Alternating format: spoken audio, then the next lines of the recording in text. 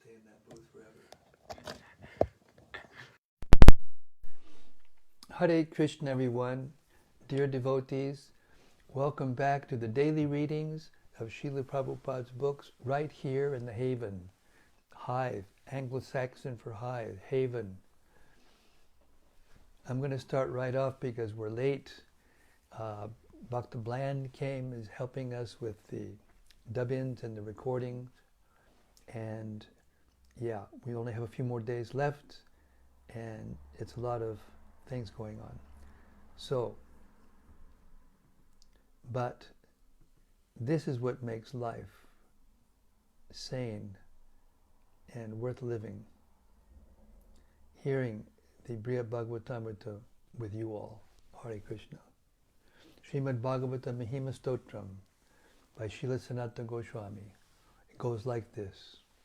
Sarva Shastrabdi Piyusha Sarva Vedaika Satpala Sarva Siddhanta Ratnaja Sarva Lokaika Drikprada. O nectar from the ocean of all scriptures, singular fruit of all the Vedas, rich mine of the precious gems of all conclusive truths, you are the only giver of sight to all the worlds. Sarva Bhagavata Prana Srimad Bhagavata Prabho Kali Dvandodita Ditya Sri Krishna Paribartita. O life air of all the Supreme Lord's devotees, O Master Srimad Bhagavatam, you are the sun risen in the darkness of Kali. You are the exact image of Sri Krishna. Paramananda Pataya Prema Varshakshadayate Sarvada Sarvasevyaya Sri Krishnaya Namostume. I bow down to you, who are supremely blissful to read. Your every syllable pours down a flood of prema. You can always be served by everyone. You are Sri Krishna himself. Madeka Bando Matsangin Madguro Man Mahadana Mannishdadaga Madbhagya Mad Anandanamostute. My only friend, my constant companion, my spiritual master, my great wealth, my savior, my good fortune, my source of ecstasy, I bow down to you. Asadu, sadhu tadayin, adini chochata kada, hanamun jagadachin mam, premna rit kandayospura. O bestower of saintliness to the unsaintly, O exalter of the most fallen, please never leave me. Always appear in my heart and my voice with pure love. Om Namo Bhagavate Vasudevaya. Om Namo Bhagavate Vasudevaya. Om Namo Bhagavate Vasudevaya. All right, we've reached the 6th chapter. Okay.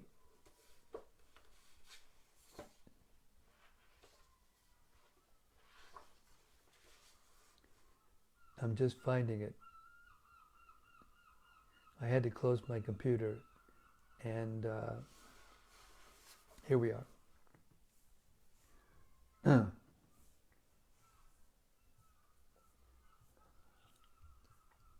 Chapter 6, Abhishta Labha, the attainment of all desires. So Gopakumar has been traveling, learning, associating, seeing all the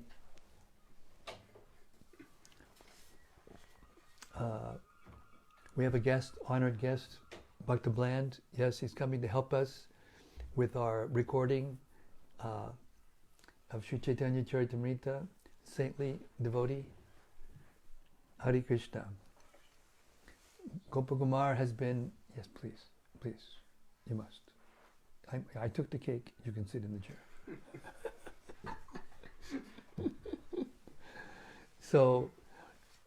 So finally, Narada Muni and Uddhava convinced him, rather than going to Jagannath Puri in Goloka, to go to Brajadam on the earth.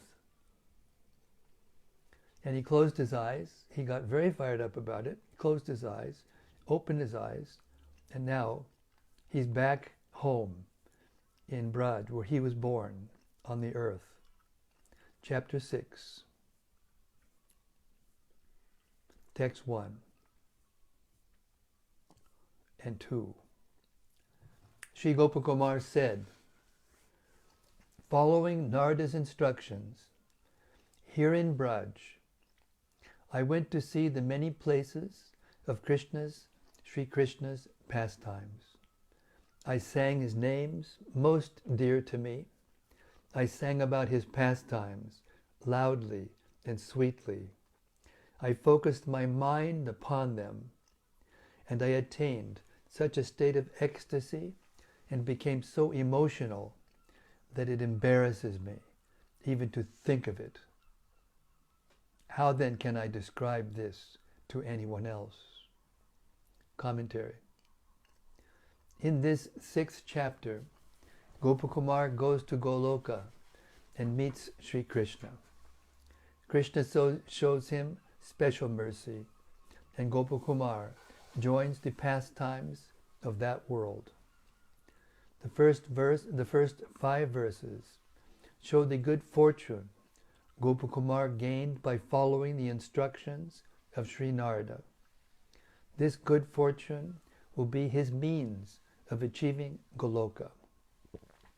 While visiting Sri Vrindavan on earth, Gopakumar saw with his own eyes Krishna performing his cowherd pastimes. As a result, Gopakumar's mind reached a rare level of ecstasy and manifested such exceptional states as unmada, divine madness. Text 3. I spent my days and nights in great distress, always crying in a pitiful voice, not knowing whether the practice I had so long been following would lead me to happiness or cast me into the ocean of distress. Can you shut these windows, please? Thanks. Commentary. It is difficult for Gopakumar to describe his embarrassing state, but because of his special affection for the Mathura Brahmana, he will try to explain it to some extent. Gopakumar began his spiritual practice the day he left home as a young boy, and now all his practice seems to be reaching its culmination. But now he is uncertain whether the final result will be happy. Gopakumar expresses himself here in a narrative present tense. Thus he says, Navedmi, literally, I do not know.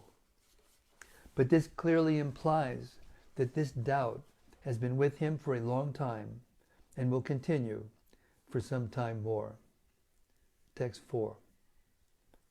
I couldn't tell whether I was living in the flames of a forest fire or in the supreme nectar of the clear, cool waters of Sri Yamuna.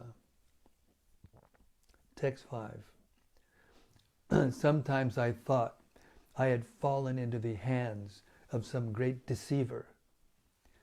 I was always submerged in a vast ocean of misery.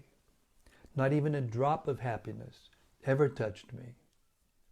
Text 6. In such a way I lived in this grove, this most attractive ornament of Vrindavan. And one day, while immersed in an ocean of weeping, I fell unconscious. Then the crest jewel of all who are merciful appeared before me, with his own lotus hand, a hand cool like nectar, and always pleased to hold his flute. He wiped the dust from my limbs. Text 8. It wasn't easy, but that greatest of cheats, playfully stirred me back to consciousness by filling my nostrils with his unique, heady fragrances, which I had never known before. Commentary. Sri Madan Gopal Dev appeared in person before Gopakumar to award him the highest perfection.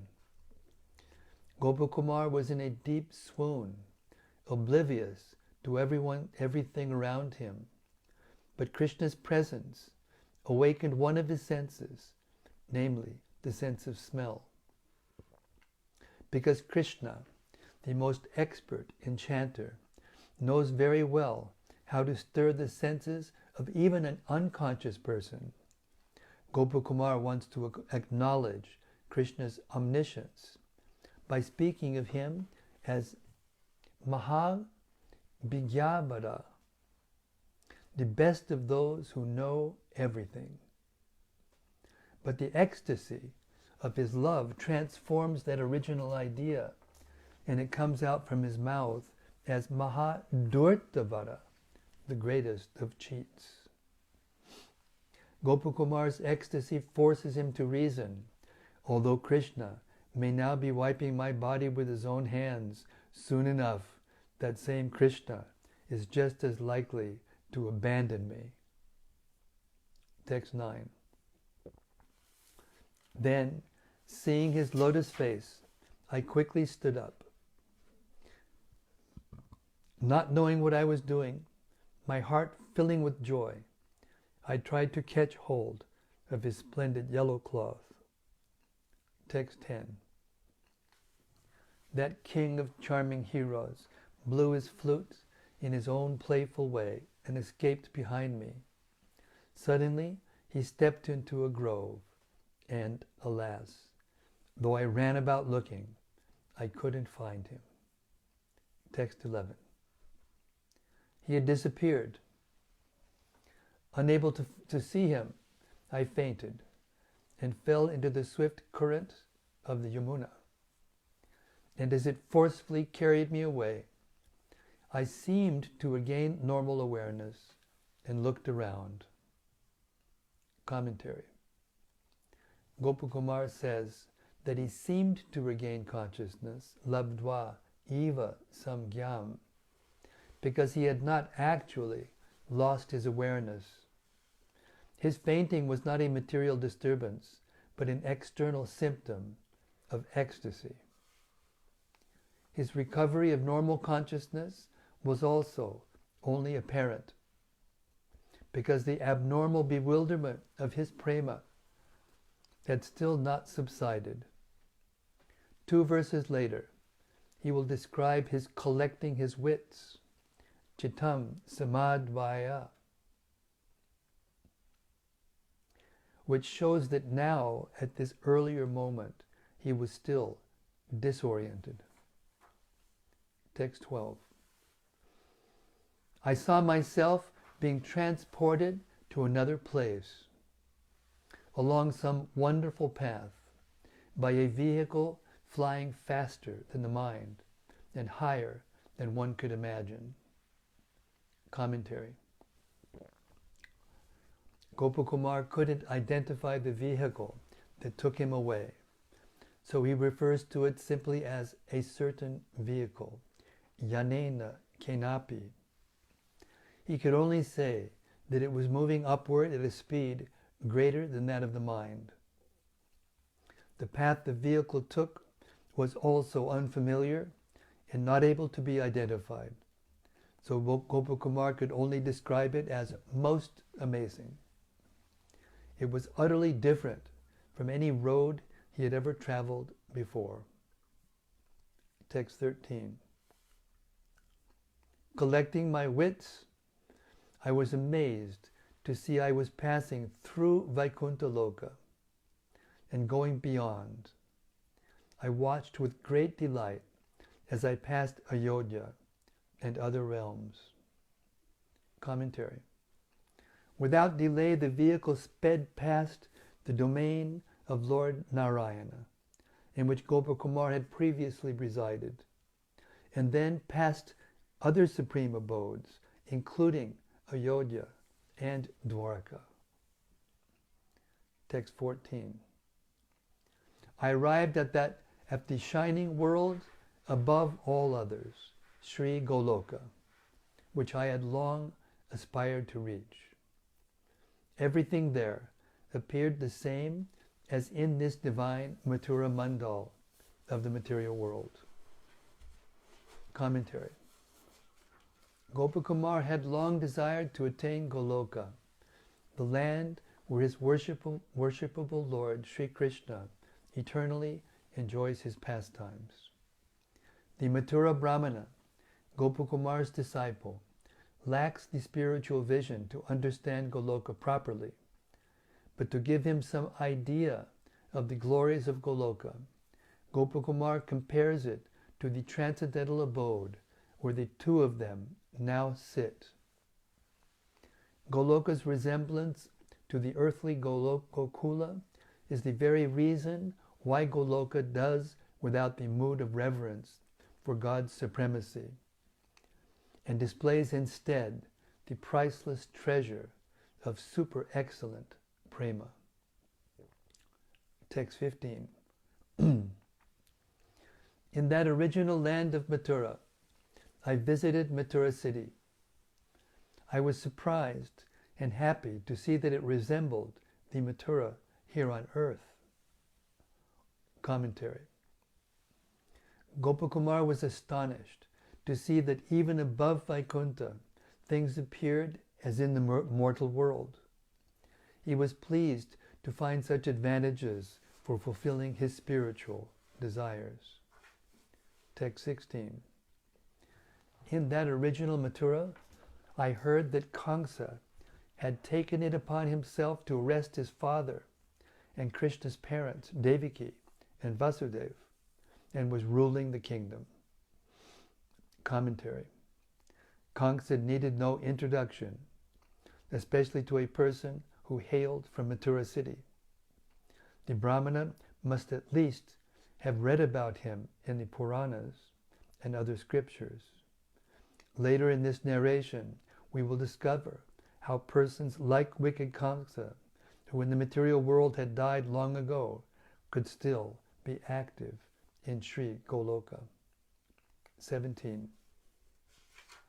Out of fear of Kamsa, whose family and friends were enemies of the demigods, the Yadavas dared not enjoy themselves freely. Text 18.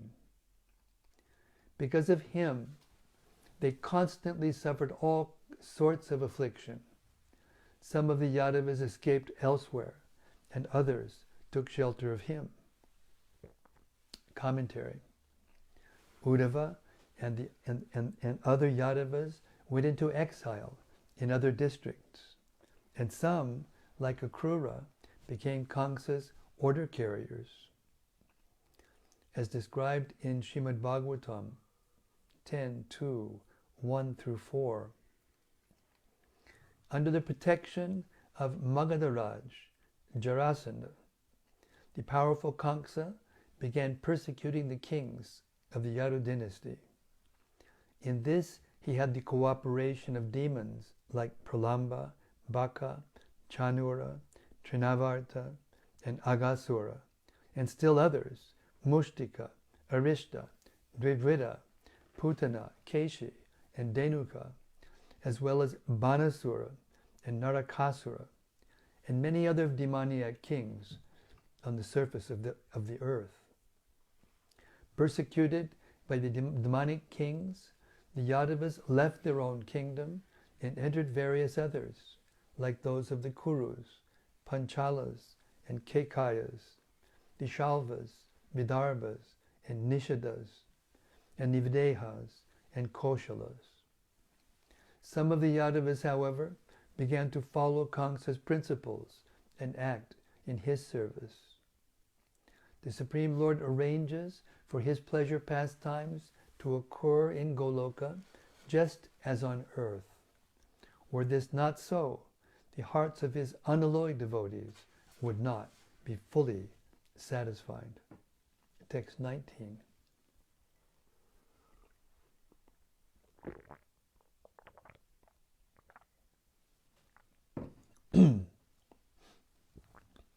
I too was afraid of Kamsa.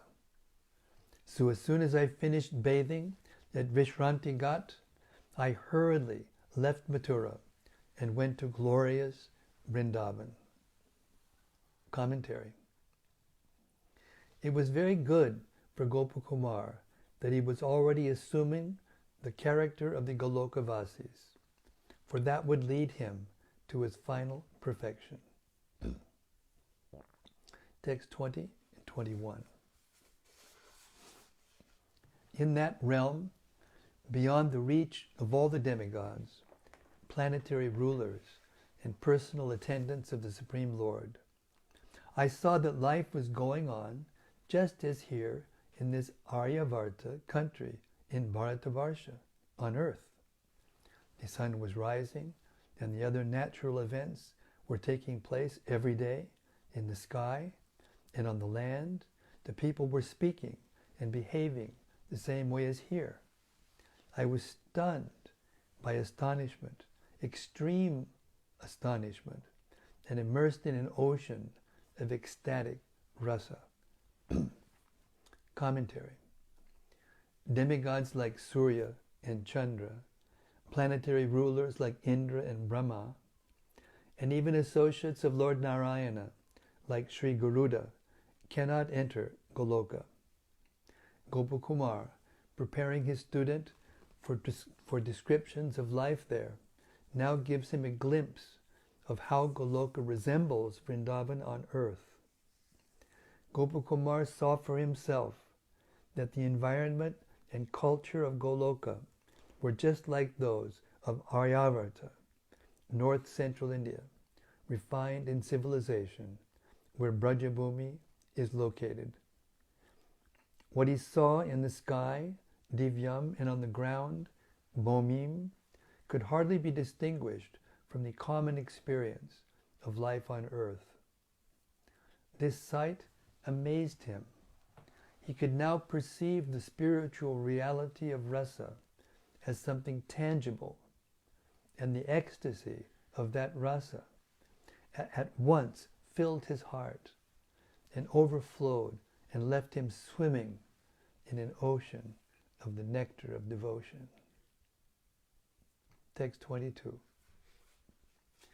After a few moments, I saw some men who might have been cowherds wandering in the forest with some ladies advanced in years and also wearing cowherd dress, who were picking flowers.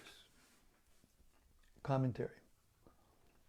Gopakumar says that the men appeared as if cowherds, Gopan Eva.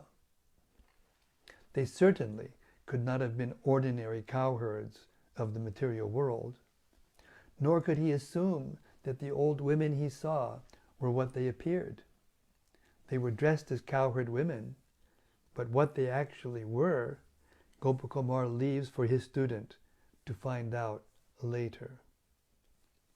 The younger gopis were not there picking flowers, either because their feelings of separation from Krishna disenabled them from such useful service, or else because they were not allowed to leave the cowherd village. In any case, Gopakumar saw clearly that even the old people of Goloka had very special love for the Supreme Lord. Text 23. The people there were different from anyone I had ever seen. Someone, it appeared, had stolen the wealth of their hearts and left them helplessly in love with him. Commentary. Since the beauty and good character of Goloka's people were not to be found anywhere else, Gopakumar could hardly think of an adequate metaphor by which these people could be described. They seemed distracted, as if someone had stolen their hearts. The actual cause of this strange behavior was that they suffered from divine madness. They seemed distraught because a thief had stolen the treasure of their hearts. Or at least that was how things appeared on the surface.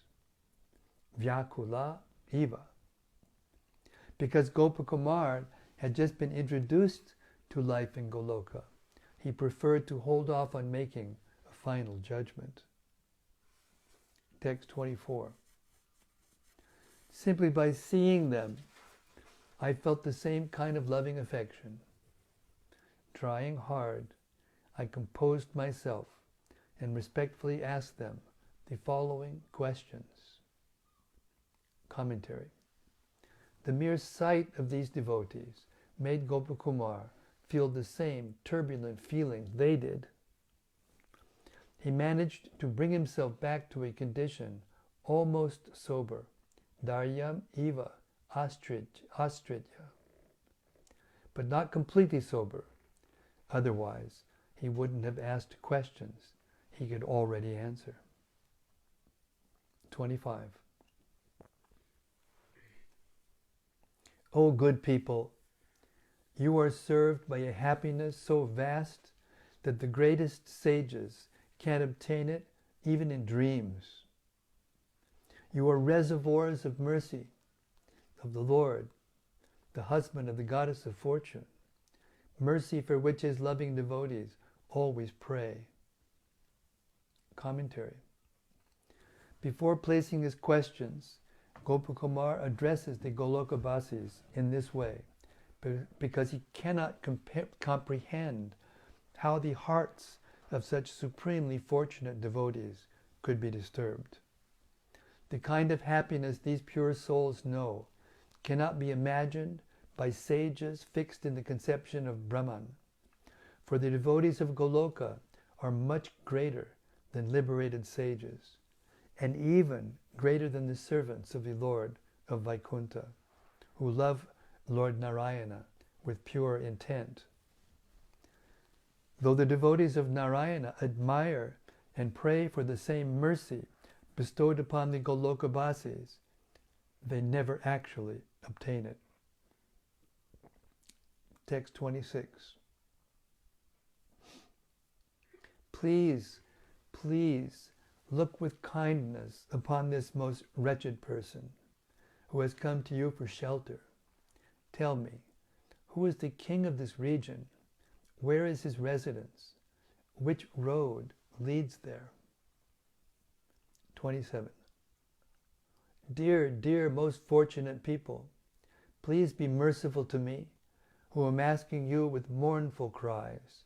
Please give me some answer, O faithful devotees, if even only by gesture. Commentary.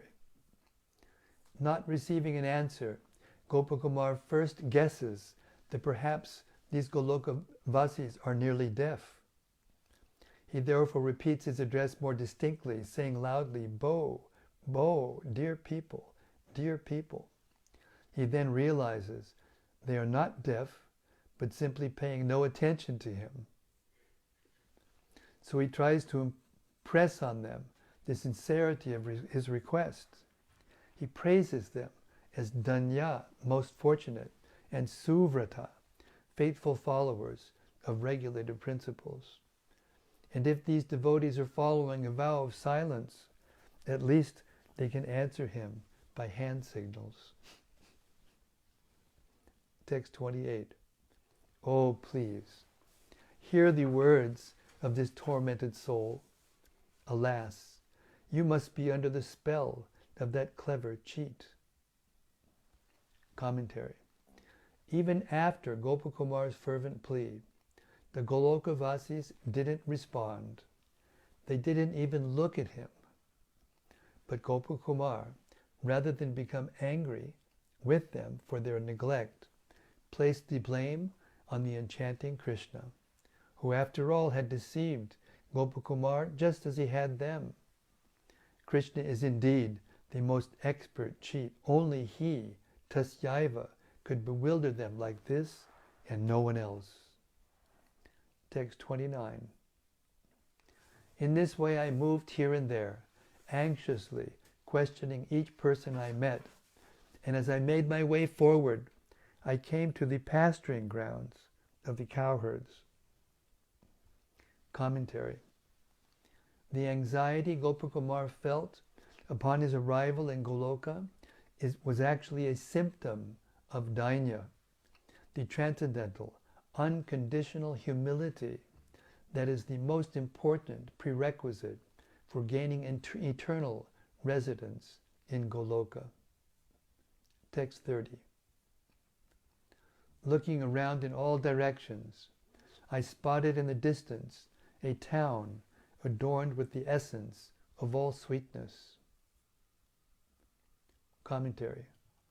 The other realms Gopakumar had visited in the material and spiritual worlds were each great in their own way, but none of them, not even Vaikuntha, was as attractive as this. Text 31. On one side of that town, all about I heard wonderful songs sung by cowherd women and the charming sound of the churning of butter and the jingling of bangles. Commentary. Nowhere had Gopakumar ever heard such wonderful songs, even though he was a liberated soul with no interest in material sense gratification. He was attracted by the jingling sound of these women's bangles. Text 32 through 34. Trying to subdue my agitated joy, I walked forward and came across a seated elderly gentleman sobbing profusely, incessantly chanting Krishna, Krishna. With some skillful effort, I made him speak, and I heard him say, in a choked voice, that this town belonged to Nanda, the king of the cowherds, Sri Krishna's father. As soon as I heard those words, I fainted, overcome with delight. Commentary. From this verse we can understand that Nanda Maharaj was officially the ruler of the district. Text 35. After a moment, that compassionate old man revived me, and I ran ahead and approached a gateway of the town and sat there at the gate. Text 36. And there I saw, by the hundreds of thousands and tens of millions, all sorts of wonders, unseen, unheard of, unimaginable by anyone of this world. Commentary. About the amazing things he saw, Gopakumar cannot say much to someone like the Mathura Brahmana, who has not seen anything comparable. But being kindly disposed toward his disciple, Gopakumar will try to help him understand something. Text 37. O best of Brahmanas, I couldn't discern whether the people there were all enjoying the highest bliss or suffering in the grip of terrible misery. 38. I heard the gopis' songs coupled with their crying, but they were songs of the greatest contentment. But were they songs of the greatest contentment or the greatest sorrow? I couldn't tell. Commentary. The behavior of the Goloka-vasis, arising as the culmination of their wonderful love for Krishna, puzzled Gopakumar. Such exalted prema is beyond the understanding of all but a few most fortunate persons. Text 39 and 40. A person seeing that place might think he was in the material world, but by carefully reflecting on whatever he had seen before, he would understand that he was now somewhere above all material planets, all higher non-planetary regions, and all the transcendental realms of the spiritual world. Commentary. Because Goloka in the spiritual sky and Mathura Mandal here on earth are non-different. At first, Gopakumar mistook one for the other. Reflecting back on his travels, however, he reconsidered. He had been to Vaikuntha, Ayodhya, and Dwarka, and where he was now had all the signs of being even more exalted. Evidently, this place was greater than the 14 planetary systems of the material world, Lokanam, the outer coverings of the material universe, Alokanam, and the transcendental spiritual realms of Vaikuntha, Lokati Lokanam. His present location, therefore, must be above all other worlds. Text 41.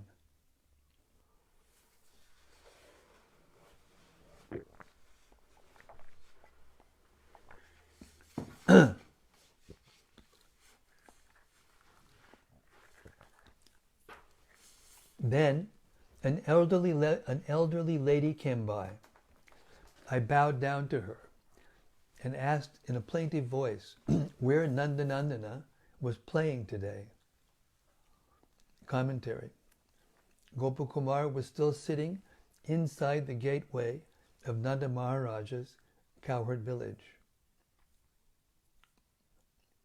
The elderly lady said, "This morning, the giver of life to us Brajabasis went into the dense forest to play with his cows and friends and his respected elder brother. Later, at dusk, he will return." Commentary.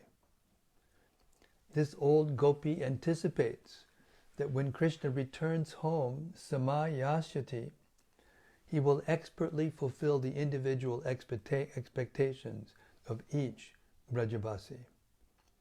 And if he doesn't come home on time, she further implies, we will all die from disappointment.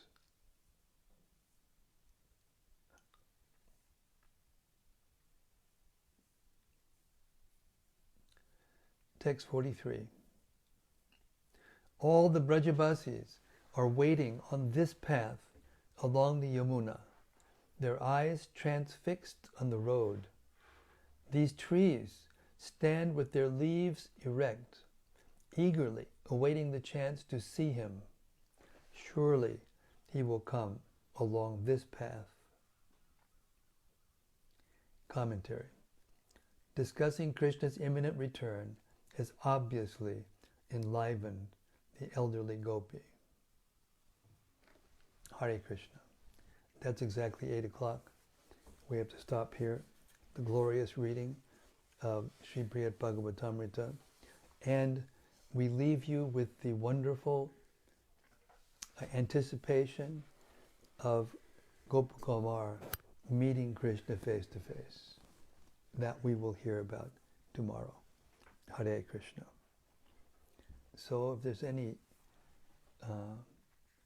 reflections, comments, discussion, please be our guest.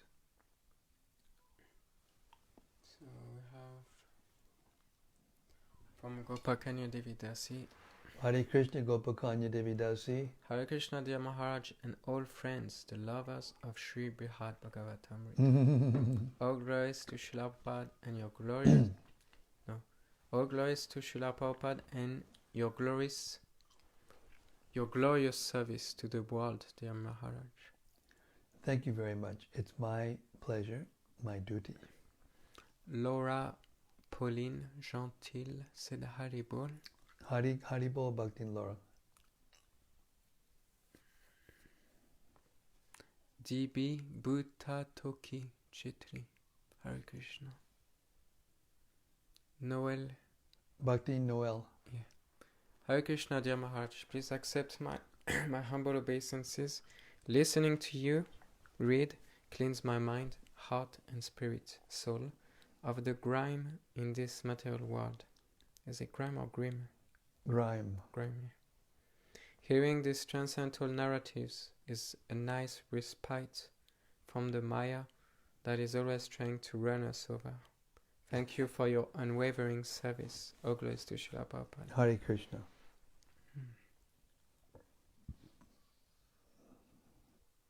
Right. There's a verse in Srimad Bhagavatam that states that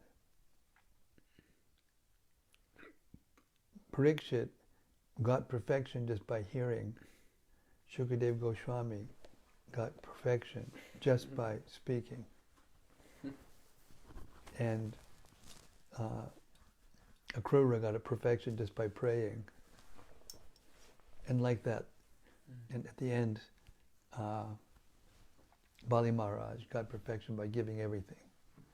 So any one of the 9 processes of devotional service can give full perfection if they're done with full consciousness. Hare Krishna. Rati Manjari said Jai Guru Maharaj. Jai Rati. Noel Craver said, Hare Krishna dear Maharaj, please accept my humble obeisances. Thank you for this daily nectar,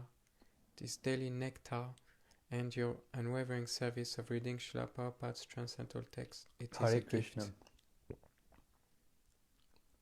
From Ben, Bhakta Ben. Hare Hey Krishna Bhakta Ben, Maharaj, Hare Krishna. please accept my humble obeisances or glories to Srila Prabhupada.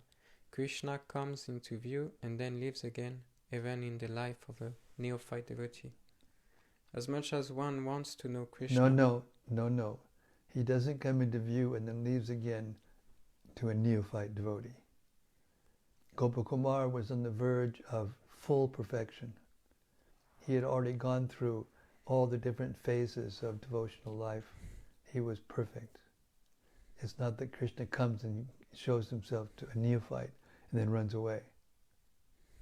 That only comes to a person who's actually enriched in love for Krishna. Hare Krishna. Go ahead. As much as one wants to know Krishna and his names, he seems obscured by the filter of this mortal body, but at the point where one feels hopeless and utterly frustrated, he comes back into view again. Undoubtedly, this is not even close to the real experience of an advanced devotee, but nonetheless, there seems to be echoes of what we hear about. It seems like a cruel dance, but I don't want to give up. Hare Krishna. No comment.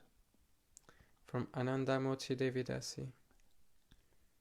Dear Gurudev, please accept my humble obeisances. All glories to Srila Prabhupada. Thank you so much for your daily reading of Srila Prabhupada. Finally, thank you, Anandamurti. Haribol.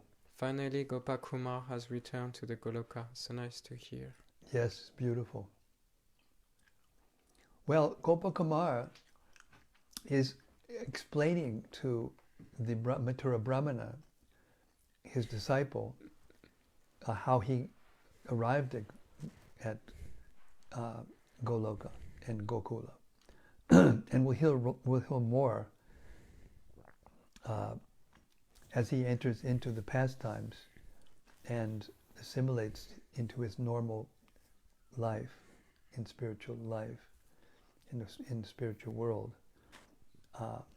And his disciple will become qualified also by his association, by hearing about his pastimes. So, like I said, I'm just repeating what I also said just now to Bhakta Ben, that this isn't the story of a neophyte devotee who has just now come to Krishna consciousness. He's very advanced. He's born in Braja. Anyway, we know that story. So, yes, Hare Krishna. Rati Manjari said, it's such a joy to hear you read this exalted text. Thank you, dear Guru Maharaj. Well, all I can say is the pleasure is all mine. Hare Krishna, thank you very much. Okay, we're on the verge here. Bhakta Bland's coming, we're going to do it. We're going to be overdubbing the text to the Chaitanya Charitamrita, which I hope everyone will be able to get in here, before too long. We don't know exactly how long it's going to take, or we're just finishing the first proof hearing But then when everything's actually corrected, then we'll have another proof hearing of the whole thing. And then it will be finished. Hopefully within 2-3 months. Hopefully within 2-3 months. No later than Vyasa Puja of Srila Prabhupada Janmashtami. That's our goal. But it will probably be before that, but it won't be later than that. Yes, there's something else coming. Last comment.